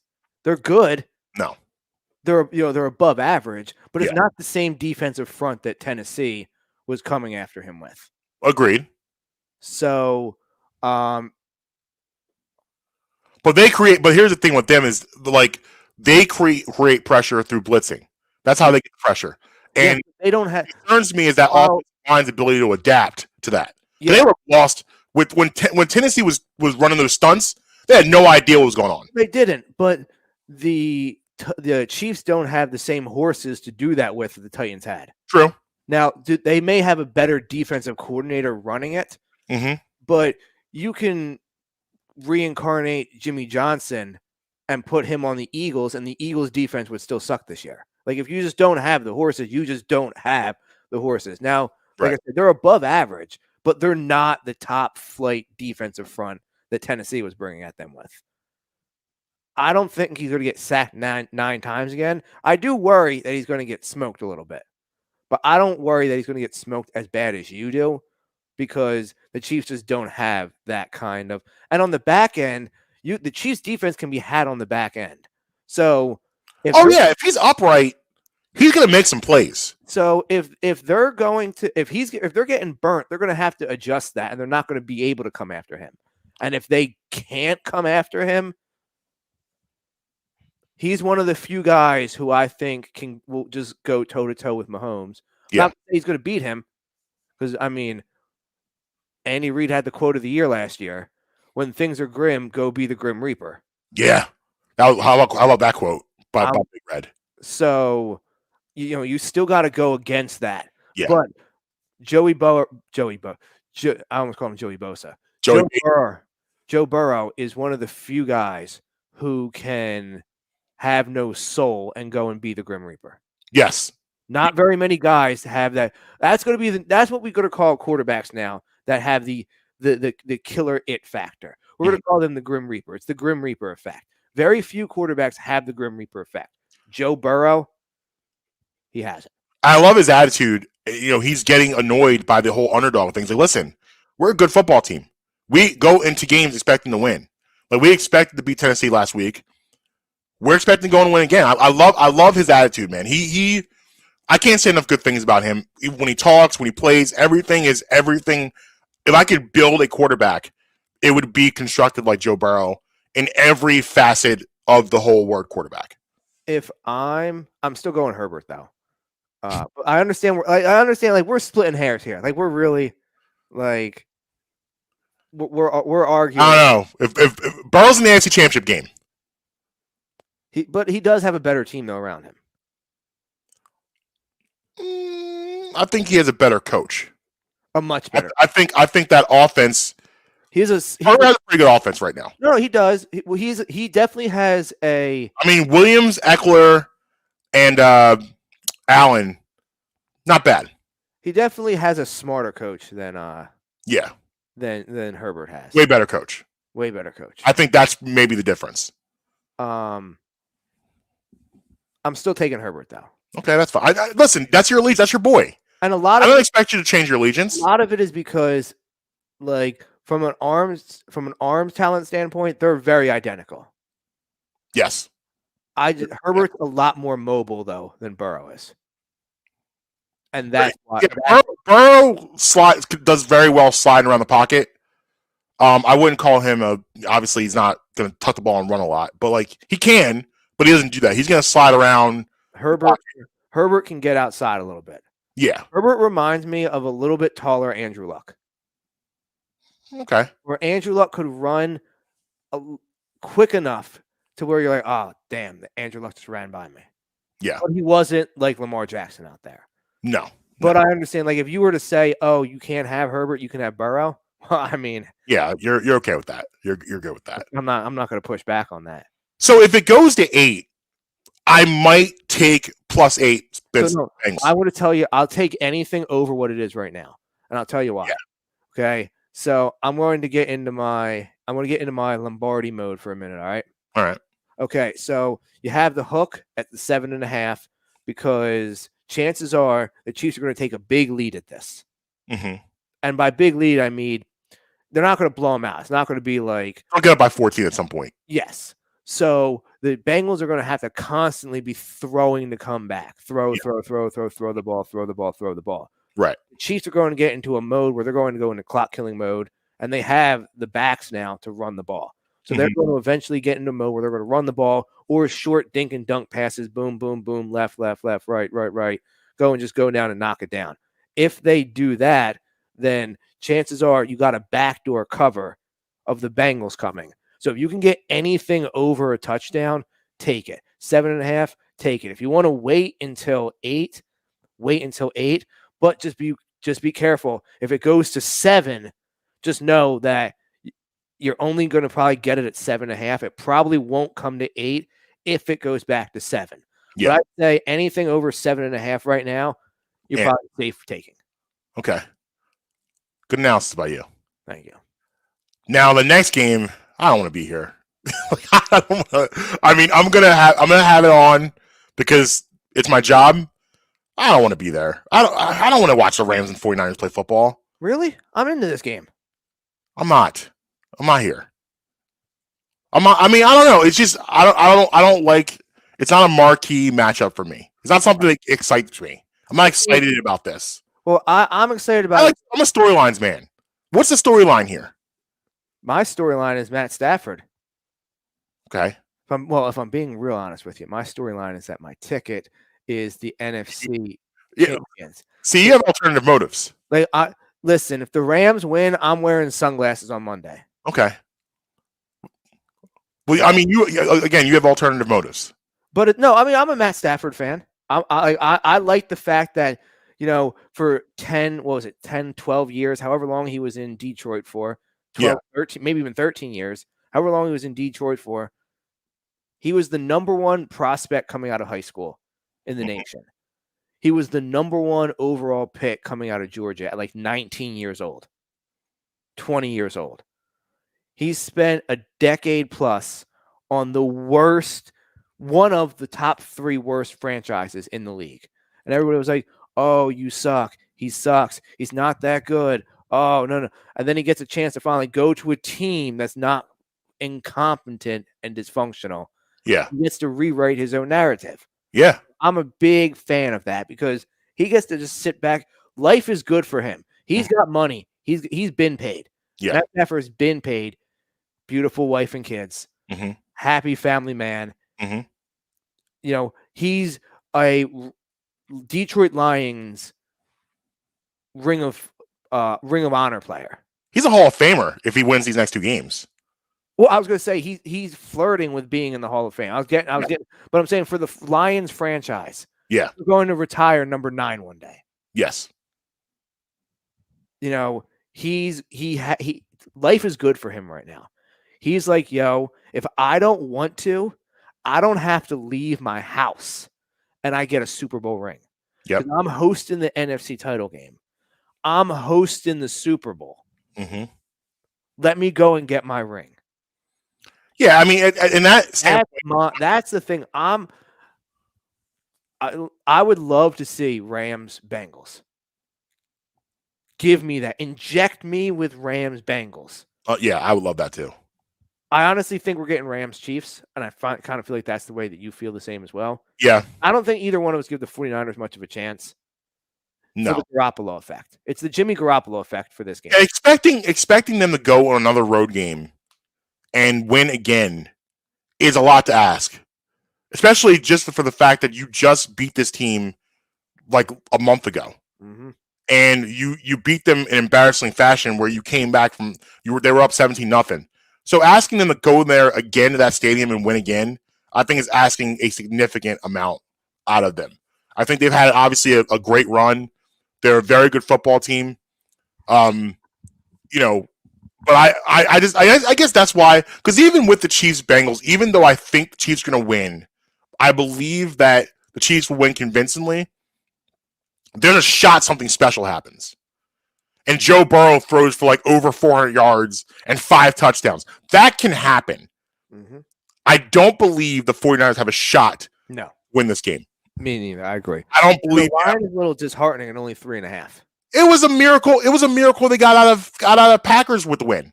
Got a Green Bay. I mean, it was really. To be honest with you, if Mike McCarthy's not an idiot, it's lucky they beat Dallas. Right. So they're and I thought they'd beat Dallas. I did not think they were going to beat Green Bay. But I think it has to come to an end here. I mean, if they win this game, they're winning the Super Bowl. Because at this point, it's like I don't care who they play. They're just struck in by God's light. They're gonna win. But I just don't see it happen. I think there's just too much stacked against them. Matt Stafford, this is a game he has to have. I don't think he has to win the Super Bowl this year if he's playing the Chiefs, but he has to get there. Now that you took out the GOAT, you got to get there. You can't lose now to Jimmy Garoppolo and the Niners. That can't happen. So if he gets there, that's a good standing for me. Even if they don't win it, the Chiefs come back. They were scorned last year. They win this year. Okay, you can take that. I don't think you can lose to the Bengals though. If you're the Rams, I think you got to beat them too. But we both believe the Chiefs are going to be there. So let's say the Chiefs are there. I don't think it's a bad look if the Rams end up losing the Chiefs.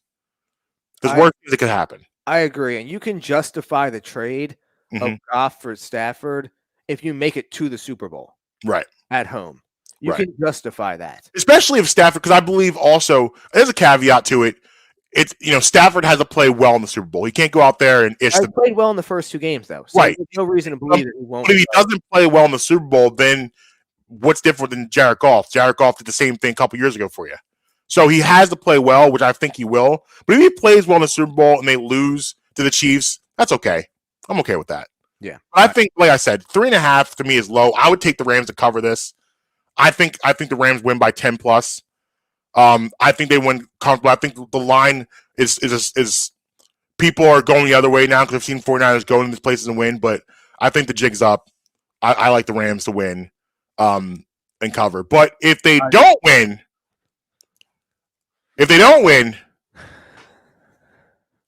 here's what may happen.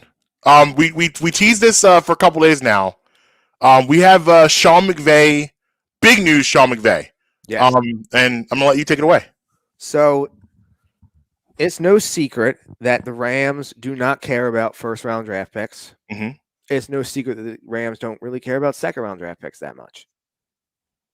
It's also show that they really don't care about the salary cap that much. So we have it on good knowledge that if Sean McVay is to lose this weekend, he will take a step back, pursue the Monday Night Football gig, and resign for being the head coach of the LA Rams. They're in salary cap hell. They have like next to no draft picks. They've gone all in on everything.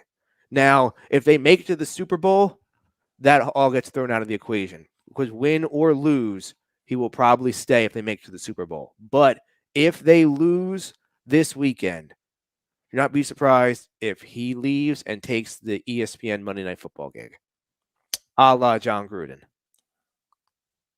Yeah, that's the first thing I thought of. Like when we talked about this off air, and now hearing again the John Gruden situation, exactly what I thought of. And Sean McVay is very young, so he's young enough to go to Monday Night Football for 5-6 years. You could go there for 5 years, come back, and only be 40 years old. Right. And still coach somewhere for 20 years. So, I mean, he will be, listen. He will be the top recruit wherever he goes. Yep. He will have been to a Super Bowl and he will have been to two NFC title games and a Super Bowl appearance. Yep. Yeah. So, it's when we first talked about this, it was shocking to hear it. But if you think about it, it does make sense because the Rams are, they've blown all their assets to get to where they are now, and those assets now are coming to roost. Yes. Now, we were 1 for 1 with NFL coaching news this year. Mm-hmm. We had other coaching news, we just didn't release it. Yes, but yes, we had it and we were right on it. Yep. So, try to that with us, we will. Let's try to go 2 for 2. Let's make it All happen. right, so let's get to this Fat Man talk. Oh, Marcus, the Fat Man. The Fat Man Club. So, you know how I consume media from all different outlets when I put together the media connoisseur, the hate it or love it, because I Right. need to get topics from everywhere. Yeah, of course. So I stumble upon this article in Texas Monthly. Okay. And it's called the Texas Fat Man Club. Now, I already love the fact it's in Texas. Yes. Now, it was at Texas. If you guys haven't been there, good eats out in Texas. Good eats. So it actually, apparently there was locations all the way from New England to Utah. It just really, really flourished in Texas. Of course it did. So it was from the late 1800s to the 1920s. Oh, this isn't a thing anymore? No. Okay. No, it's not anymore. All right. Well, let's hear what they're doing. It's not, viewed to be gluttonous anymore. It's frowned upon in today's society. All right. So got to remember this time period again. Let me give you that again. 1800s to 1920. So you got to remember how the average person, the average American, looked physically back then Yes. compared to today. Yes. So to get in, it was $1 cover, which was about equivalent to about $23 today. Okay. Okay. And you had to be at least 200 pounds to get in. Okay. So obviously the average person's much fatter now. I'd say you probably got to be at least 270, maybe even $3. I would say 280. 280. Yeah.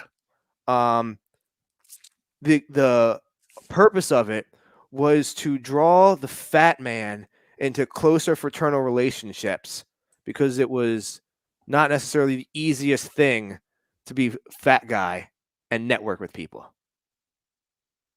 Are we talking about with women?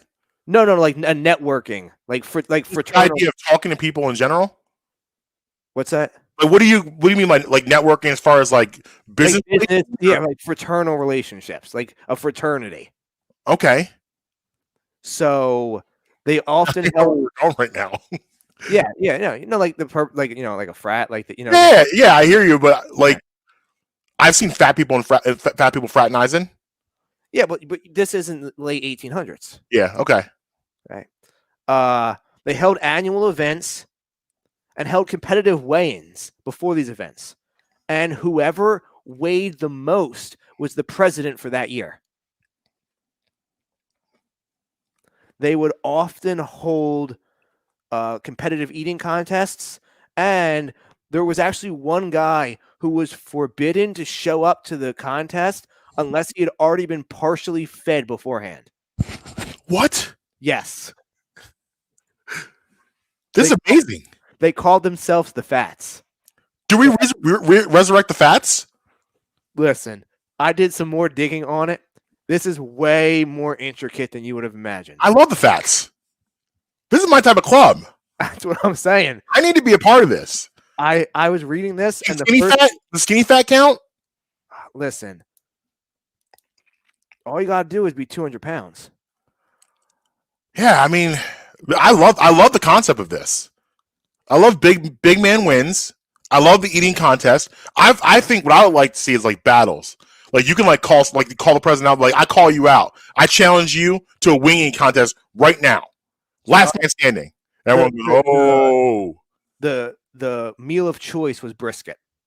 Yeah, brisket's that's been around forever. And they were huge fans of baseball, apparently. Huge fans of baseball, and would often hold their meetings at baseball games. During the game? During the games. Okay. I mean, I like everything I'm hearing here. The Fat Man Club. I like the fact they were called the Fats. The Fats. That's what I'm saying. Like they were. That's huge. We're calling each other. I'm all in on the Fats. You're all in on the Fats. All in.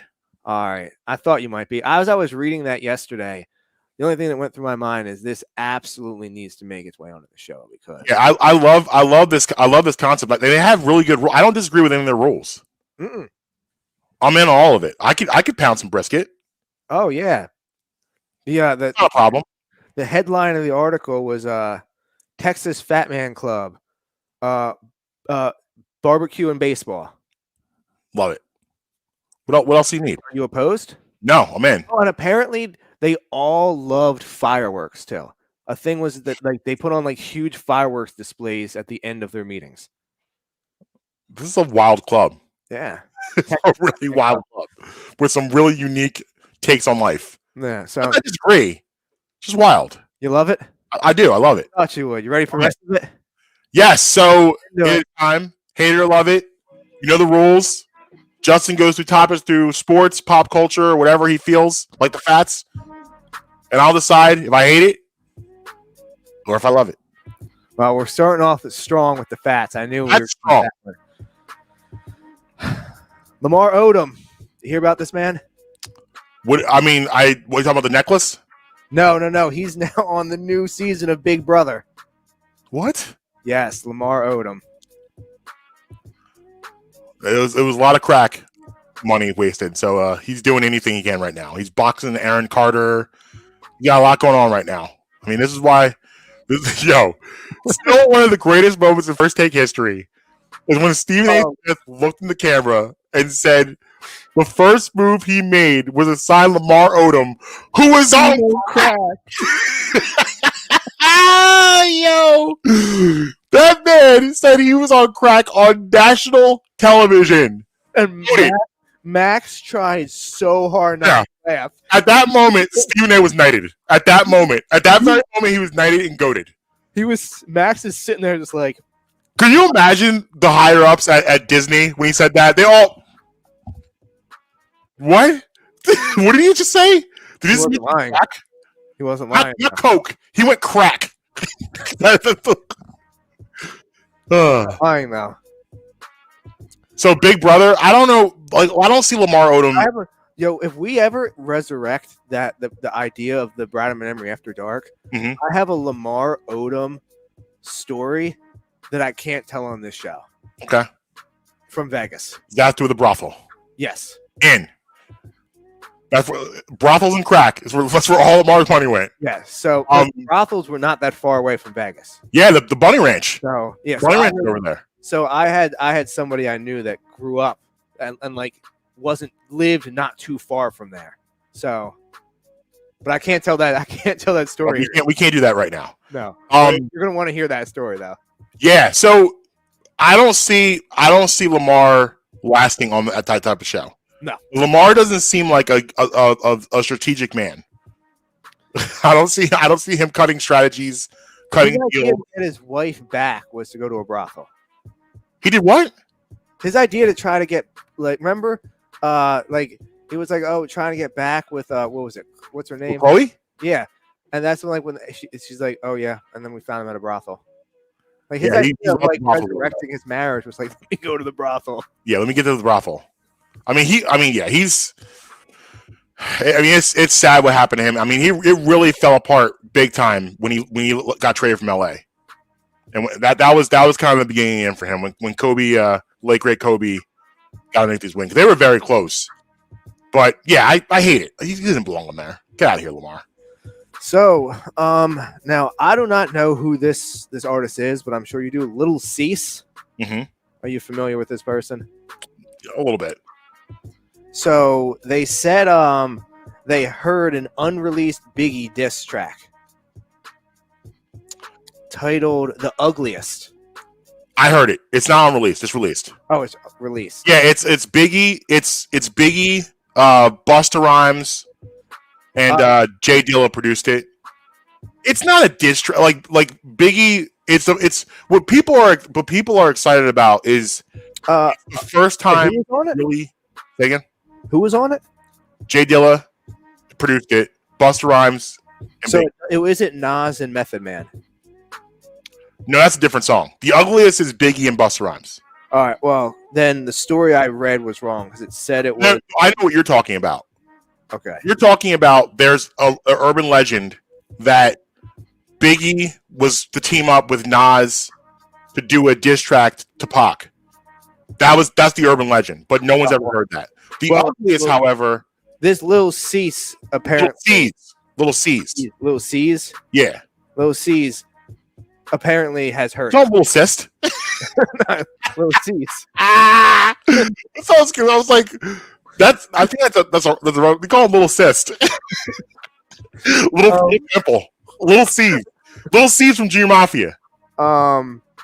Little C's is Biggie's like best friend. Oh, is he? Yeah. Short for Caesar. Little C's. That's what I figured. Yeah. But yeah, apparently he said he's heard it. Okay.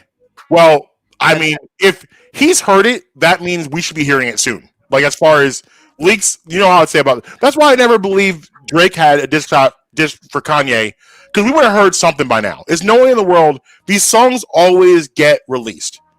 But The Ugliest was with Busta. That actually is one of the few songs you hear Biggie actually reference Tupac as far as the beef and actually align towards him.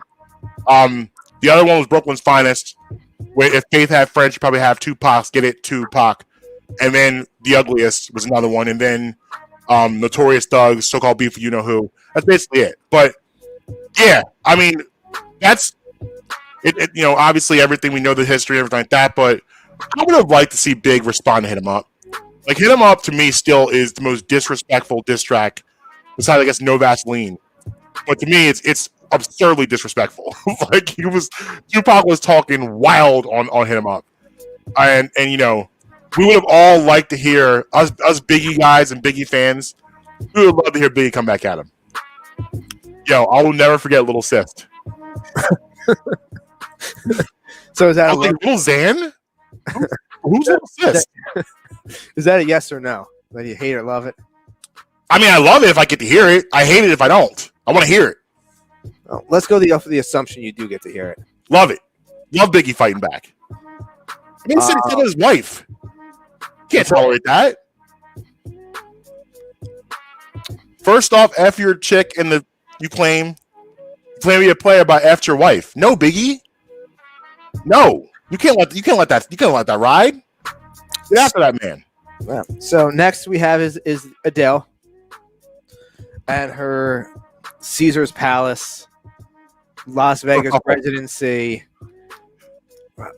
Wow, kerfuffle's not a strong enough word. Catastrophe. Yeah,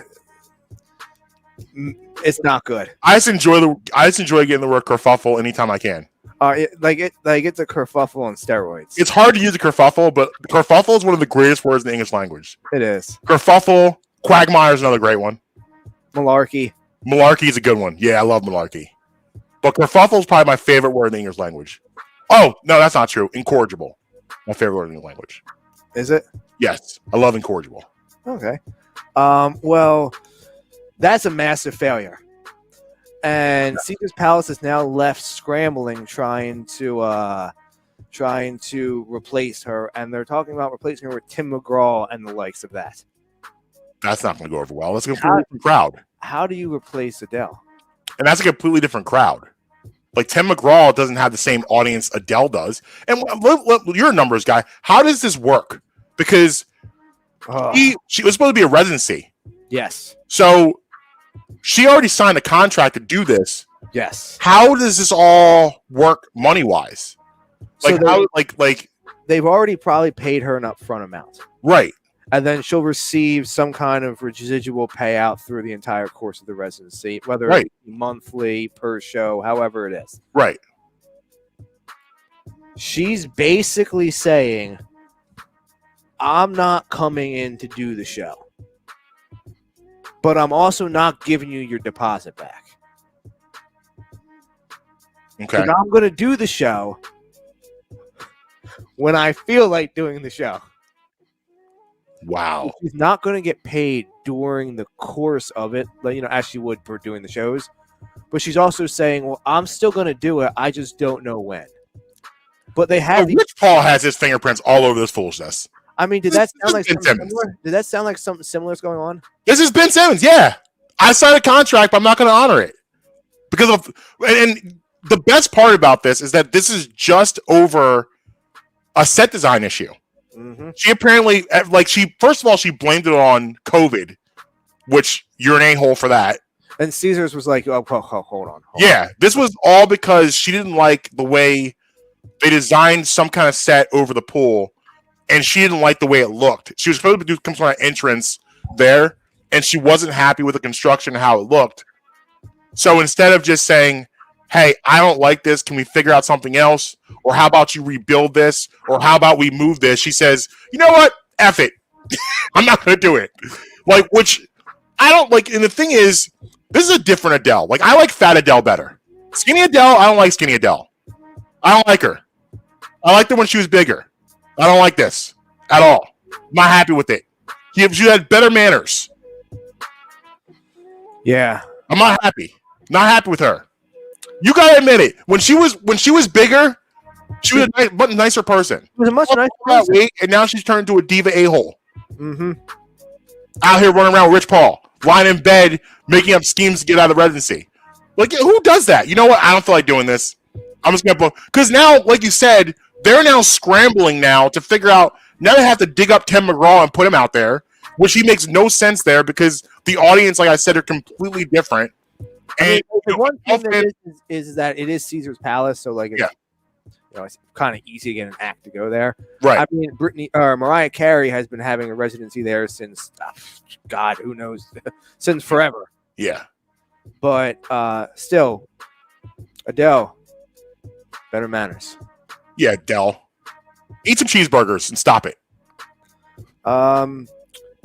Neil Young versus Joe Rogan. Have you heard this? Yes, I have. I've heard about this. Yep. Neil Young versus Joe Rogan versus Spotify. The power of Rogan, though. Like, this just goes to his power. They said, Neil Young said, well, I don't want my catalog on here anymore. Spotify said, okay, fine. Okay. I mean, I get it because, listen, I don't want to get too political, but Rogan has said some pretty wild things about COVID-19 and has some wild theories.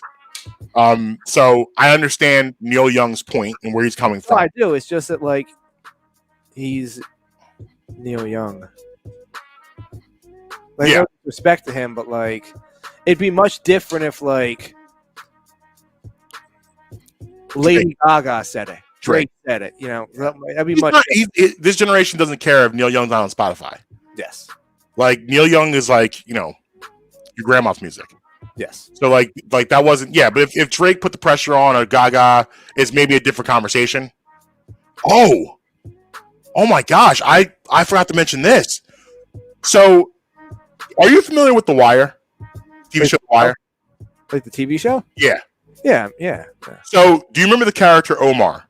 Yeah. Okay. So Michael K. Williams passed away last year or something, right? Right. Yes. Before he passed away, he filmed a TV show for Vice. And the TV show, I gotta find the name of it real quick. Doesn't matter. It doesn't matter. Here's the thing. So this TV show, basically he puts a highlight on things that are kind of underground and no one talks about. He finds this guy who's responsible for creating fake streams for artists. He named French Montana on this list that he created fake streams for, G-Eazy, and other artists who come to him and they pay him money to stream their songs to create better numbers. And labels do it also. Now, this is something that I've always kind of thought, we talked about this, how I feel about the streaming era. We talked about this. How I feel about the streaming era and everything and how I feel. Are you surprised? No, that's my point. Oh, okay, yeah. But I mean, yes and no. I'm surprised in the sense that it came out. I'm not surprised that it happens because French Montana. Who's the other one you said? G-Eazy. She's wow. Okay. And also labels also has gotten involved into this also. Here it is. Here, actually, I found the article. The show is called Black Market, and it's produced through Vice, which Vice is awesome. But it's Black Market. Yeah, Vice, if you go to VladTV.com, or if you have the app, you can watch the clip of this guy breaking down how all of this works. Well, yeah, this is why like I always have the conversation when people bring up Drake streaming numbers. I'm always like, I don't trust streaming. I think it's too easy to fake, and I don't think it's the same as going out and buying a physical copy. Like that's one of the reasons why you can't compare him to a Michael Jackson, because Michael Jackson's numbers are all physically done in the sense those numbers are real from the actual purchases. But anyway, I wanted to bring that up because that to me was wild. Yes, absolutely wild. And then I got one last one for you. Intel. Did you hear what Intel, like the computer company, they're doing? No.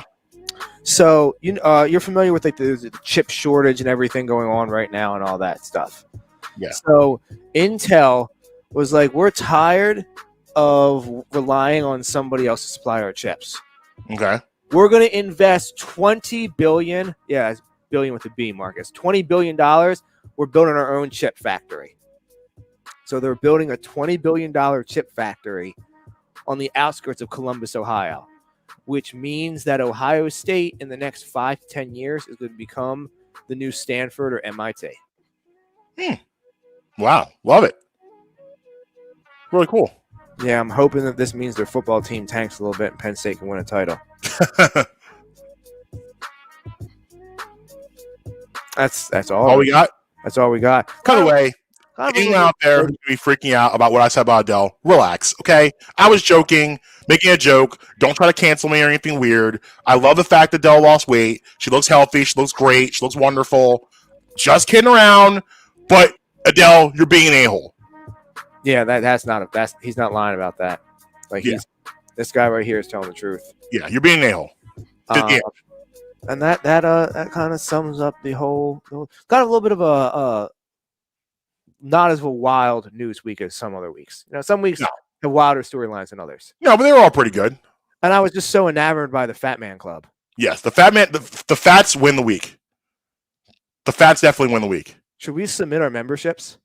Yeah, I mean, I don't know who's going to get it, but like, I think we should try to reinstate it. Should we try to reinstate it? Who do we know that would want to be in on the Fats? Who do I know personally? Well, no, I'm just saying, like. I mean, I know a lot of people want to be on the Fats. J. Cole. J. Cole definitely would love the Fats. J. Cole knows about this. Yeah, he knows. Yeah, what are we talking? He knows about the Fats. I would text him and ask him, and he'd be like, "Oh yeah." He's like, "Well, he'll go on a huge rant and give you facts that you didn't know you needed." And he's like, "Why didn't you ask me about this last time I was on?" He's like, he's like, "Oh, I probably give us 25 minutes on the Fats." Yeah, he'd be like, "Oh, I was down in Atlantic City doing an event. I know all about." He'll start breaking it down. He'll be like, "Oh, I met this guy one time." He knows. Right. If it's in Jersey, he knows him. J. Cole party with Pop Fats. What if he catered the Fats party? Maybe. I mean, he throws down in the kitchen. There's no denying. He does. Just stay away from hot sauce. If he is hot sauce, just stay away from it. All right, guys. So listen, have a great weekend. Number one. Devin King will be back with us next Friday. Couldn't join us this Friday. Had other things to take care of. So we'll have her back on here next Friday. Going out there. And we'll recap the NFC and AFC games on Monday, along with whatever else we want to talk about. And until next time, at Marques Between everywhere. At Justin Emery Show on the Bluebird app. BradAndMemoryShow.com for the merch. Brad and Memory Pod everywhere. 10% off the code Bremy. Beach like Outlet Langhorn. Good flawless outro this time. I like it. I was a little nervous. Use promo code Bremy10 at checkout for 10% off your first in-app order at District Taco. I think I have like the outro yips. Have the yips on the outro? Can't get the ball back to the pitcher. Oh, it's all right. It happens. Until next time, you can be with us, you can be against us, but never going to stop us. Late.